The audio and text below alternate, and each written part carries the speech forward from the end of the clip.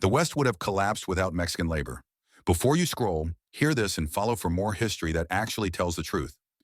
People love the myth of pioneers building the American West, but if we're being real, the entire Western expansion would have collapsed without Mexican labor. The railroads, the mines, the farms, the roads, the cities, none of them would exist the way they do today without the people whose names were never written in the textbooks. Mexican workers did the jobs no one else wanted, the jobs that kept the West alive. They blasted through mountains to lay tracks. They dug into the earth to pull out gold, silver, and copper. They harvested food in brutal weather.